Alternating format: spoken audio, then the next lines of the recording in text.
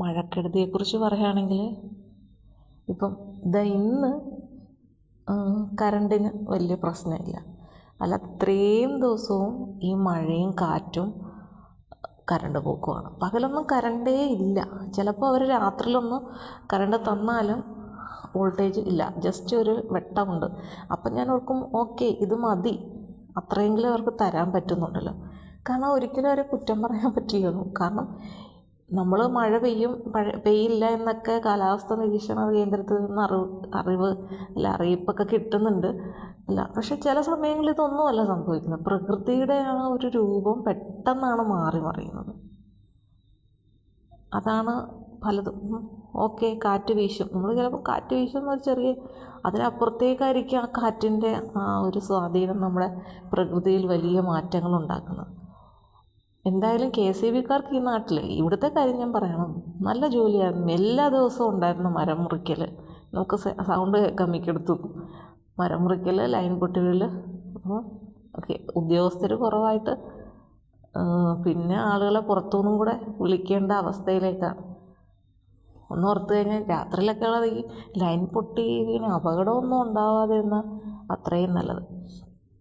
പിന്നെ എനിക്കൊരു കംപ്ലൈൻ്റ് എന്ന് പറയാനുള്ളത്, ഞാൻ വിളിക്കും, KCB വിളിക്കും. കാരണം നേരത്തെ ഒന്നുമില്ല, കുഞ്ഞായതിന് ശേഷം ഹസ്ബൻഡ് ഇവിടെ ഇല്ലെങ്കിൽ ഞാൻ വിളിക്കുമ്പോഴത്തേക്കും സ്വാഭാവികമായിട്ടും എല്ലായിടം പോയിട്ടും ചിലപ്പോൾ അവരെടുക്കത്തില്ല. ഫുൾ എൻഗേജ്ഡോ അപ്പോൾ നമുക്കറിയാം അവർ ഫോൺ എടുത്ത് താത്ത് വെച്ചിരിക്കാം. ഇല്ലെങ്കിൽ ചിലപ്പോൾ അവരെടുത്ത് അങ്ങനെ കാര്യങ്ങളെല്ലാം ചോദിക്കും. എന്നിട്ട് പറയും ഇപ്പോൾ ഇല്ല കേട്ടോ, പിന്നെ ഉണ്ട്. പക്ഷേ എനിക്കൊരു കാര്യം പറയുന്നത്, നിങ്ങളെന്തായാലും ഒരു സംഭവം ഫോൺ അവിടെ ഉണ്ട്, വിളിക്കുമ്പം പറയണം കറണ്ട് ഇന്ന് വരത്തില്ല എന്ന് അങ്ങ് പറഞ്ഞേക്കണം. അപ്പം പിന്നെ പ്രശ്നമില്ലല്ലോ.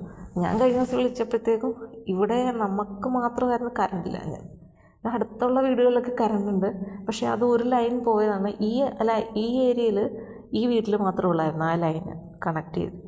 പിന്നെ ഉള്ളിലോട്ടുള്ള കുറേ വീടുകളായിരുന്നു. അപ്പം ഞാൻ നോക്കിയപ്പോൾ നമുക്ക് മാത്രമേ ഉള്ളൂ ഇല്ലാത്ത. അപ്പം വേറൊരു കൊച്ചനോട് ചോദിച്ചപ്പോൾ പറഞ്ഞു ഞങ്ങളുടെ ആ ഭാഗത്തൊന്നും ഇല്ല ചേച്ചി എന്ന് പറഞ്ഞു. ഞാൻ KCB വിളിയോടെ വിളി. കാരണം കറണ്ട് വരും എന്നറിഞ്ഞു കഴിഞ്ഞാൽ നമ്മുടെ കാര്യങ്ങളൊക്കെ അതിനനുസരിച്ച് പോകും. ഇല്ല കറണ്ട് വരത്തില്ലെങ്കിൽ അതിനനുസരിച്ച് പോകും. കൊതുകിൻ്റെ ശല്യം ഭയങ്കരമാണ്. അപ്പം ലാസ്റ്റ് 10:30 കഴിഞ്ഞപ്പോൾ ഒരു ഫോൺ എടുത്തു. ഞാൻ പറഞ്ഞു ഇവിടെ ഒരു വീട്ടിലേ ഉള്ളൂ കറണ്ടില്ലാത്ത, ബാക്കിയൊക്കെ ഉണ്ടെന്ന് പറഞ്ഞു. ഒരു ലൈൻ പൊട്ടിയിട്ടുണ്ട്, ഓഫ് ചെയ്തിട്ടിരിക്കുകയാണ്, നാളെ പറ്റുള്ളൂ. ഞാൻ പറഞ്ഞു ഇവിടെ ഒരെണ്ണേ ഉള്ളൂ, എന്താണ് സംഭവം, ഇനി ലൈനിൻ്റെ ആണോ പോസ്റ്റിൻ്റെ ആണോ അറിയത്തില്ല. അപ്പം ഡീറ്റെയിൽസ് എല്ലാം വാങ്ങിച്ചതിന് ശേഷവും പുള്ളി ചോദിച്ചപ്പോൾ ഞാൻ ഓർത്തു ഇപ്പം വരുമായിരിക്കും. കാരണം അവർ രാത്രിയിൽ ചെയ്യാറുണ്ടല്ലോ. പറഞ്ഞു എന്തായാലും നാളെ ഉള്ളൂ കേട്ടോ. ഞാൻ പറഞ്ഞു ശരി ആയിക്കോട്ടെ എന്ന് പറഞ്ഞു. കാരണം തണുപ്പാണ്, മഴയാണ്, ആ സമയത്ത് അവരും ചെയ്യണ്ടേ കാര്യങ്ങളൊക്കെ. എല്ലാവർക്കും ജോലി ചെയ്യാന്ന് പറയുമ്പോൾ അതിനൊരു നേരവും കാലമൊക്കെ ഉണ്ട്. അപ്പോൾ അല്ലെങ്കിൽ അവർക്കും ബുദ്ധിമുട്ട് വരും, മനുഷ്യരല്ലേ. അങ്ങനെ ഞാനിങ്ങനെ ആലോചിക്കുമ്പോൾ ഒരു കാര്യമുള്ളൂ, ഇല്ലെങ്കിൽ ഇല്ല എന്നൊന്ന് പറഞ്ഞാൽ മതി. അപ്പം നമുക്ക് അങ്ങനെ കറണ്ട് വരില്ല എന്ന ഒരു സമാധാനമായിട്ട് കിടക്കാം. കറണ്ട് ഇല്ലെങ്കിൽ പിന്നെ നമ്മൾ അന്നത്തെ ദിവസം ഉറക്കണം എന്ന് പറയുന്നത് കാണില്ല. കൊതുക് ഒരെണ്ണ ഉള്ള കുഞ്ഞിനെ കുത്തും, നമ്മൾ ടോർച്ചടിച്ച് നടന്ന് അതിനെ കൊല്ലുക എന്നുള്ളതാണ് പ്രധാന ജോലി.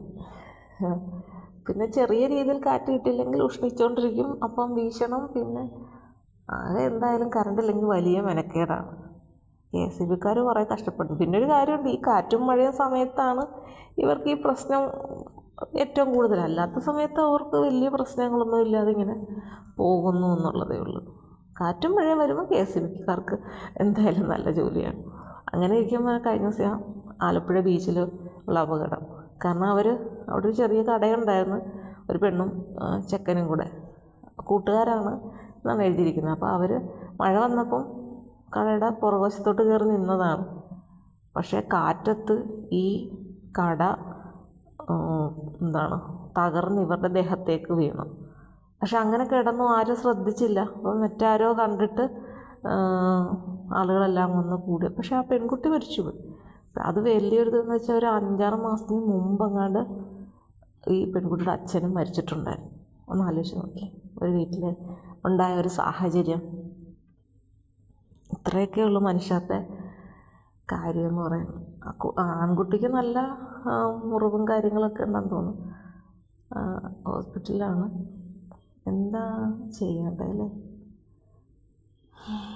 പോകാനുള്ളവർ ആ സമയമാകുമ്പോൾ ഏതെങ്കിലും രീതിയിൽ തിരിച്ചു പോകും.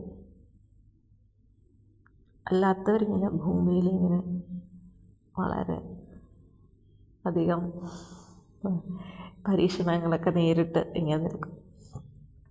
ചില ആളുകളിങ്ങനെ വയ്യാണ്ടായി കഴിയുമ്പോൾ കിടപ്പാകുന്ന ആ സ്റ്റേജ് ഉണ്ടല്ലോ, സംസാരിക്കുകയൊക്കെ ചെയ്യും, പക്ഷേ കിടപ്പാണ്. മറ്റുള്ളവരെ ആശ്രയിച്ച് വേണം ജീവിതം മുന്നോട്ട്. അപ്പോൾ അവരെല്ലാവരും പറയുന്നൊരു കാര്യമാണ്, എന്തിനാണ് എന്നെ ഇങ്ങനെ ഇട്ടിരിക്കുന്നതല്ലേ, എന്നെ അങ്ങ് വിളിച്ചുകൂടെ? എത്ര നല്ല ആളുകളെയൊക്കെ കാലം കൊണ്ടുപോകുന്നു, എന്നെ മാത്രം കൊണ്ടുപോകത്തില്ല, എന്നെ ഇങ്ങനെ ഇട്ടിരിക്കുകയാണ് ബാക്കിയുള്ളവർക്ക് ശല്യത്തിനായിട്ട്. എന്ത് ഞാൻ തെറ്റ് ചെയ്തു, എന്ത് ഞാൻ പാപം ചെയ്തു, ഇങ്ങനെയൊക്കെ പറഞ്ഞാൽ കേട്ടിട്ടുണ്ട്. അപ്പം ഞാൻ കേൾക്കുമ്പോൾ ഞാൻ പറയും, എല്ലാത്തിനും സമയമുണ്ട്, സമയമാകുമ്പോൾ പോകും. അതുവരെ ഇങ്ങനെ നമ്മൾ അനുഭവിക്കാനുള്ളതൊക്കെ നമ്മൾ അനുഭവിച്ചിട്ടൊക്കെ പോവുള്ളൂ. എന്താണോ ഇതിൻ്റെയൊക്കെ പിന്നുള്ള കഥയെന്ന് നമുക്കങ്ങനെ പറയാൻ പറ്റുമോ? എന്തായാലും പോകാനുള്ളവർ പോയി, അനുഭവങ്ങൾ ബാക്കിയാക്കി നമ്മളെല്ലാവരും ഇവിടെ ഇങ്ങനെ നിൽക്കുന്നു. നാളെ ആര് എന്ന് നമുക്ക് അറിയുകയില്ല. ശരിയല്ലേ?